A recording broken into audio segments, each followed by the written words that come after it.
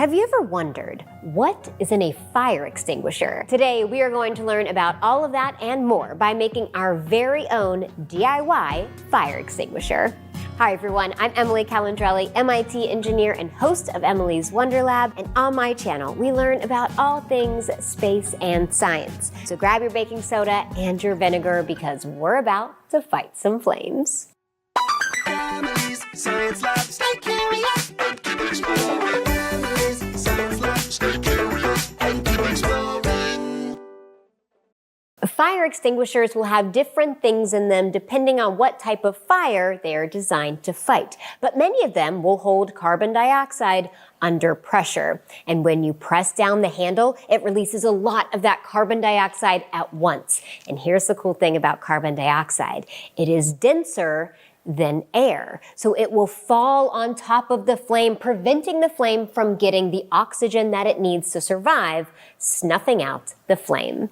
For this one, you need a 1/4 cup of vinegar, a 1/4 cup of baking soda, a glass, some candles, and a lighter. Adults and parents, because we are using a lighter, make sure we exercise caution here. Now, first what you want to do is get your glass, and we are going to pour 1/4 cup vinegar inside, just like so.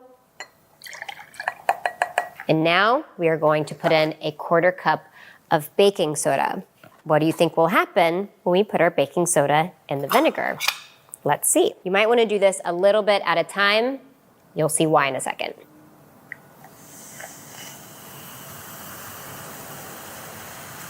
Oh! Stay.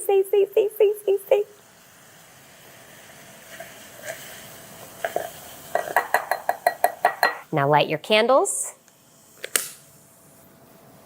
3. Now let's make some observations here. I'm going to go ahead and pour my glass without letting any of the liquid out on top of my candles.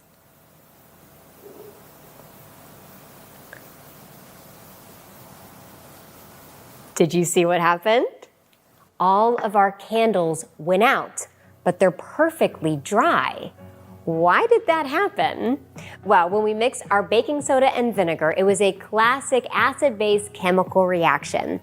Baking soda, or sodium bicarbonate, is our base, and vinegar, or acetic acid, is our acid. When you mix the two together, it creates carbon dioxide bubbles. Yes, the same stuff that is in fire extinguishers. And so as I dipped my glass over the flames, the carbon dioxide began to spill out, just like it was a liquid, like it was water, right on top of our flames. Because remember, carbon dioxide is denser than air, so it sinks down to the bottom. And it covered our flames, preventing our flames from getting the oxygen that they needed to survive. And just like that, we made our DIY fire extinguisher. Here's a fun thing to try, just to prove to you that it is the carbon dioxide snuffing out our flame and no liquid involved. So let's go ahead and repeat the beginning of the experiment. A 1/4 cup of vinegar, 1/4 cup of baking soda, a little bit at a time.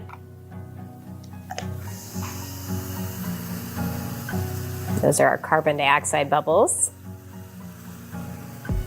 And remember, most of that carbon dioxide is staying in our glass because it's denser than air. Now, here's the extra step. We're going to pour the carbon dioxide into this container first. 3, 2, 1.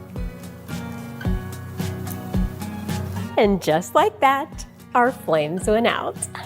Thanks for making a DIY fire extinguisher with me today. If you like this one, be sure to check out my best-selling Stay Curious and Keep Exploring series for 99 more science experiments. I'm Emily Calandrelli. Subscribe for all things science and space. And remember, stay curious and keep exploring. I'll see you next time. Emily's Science Lab.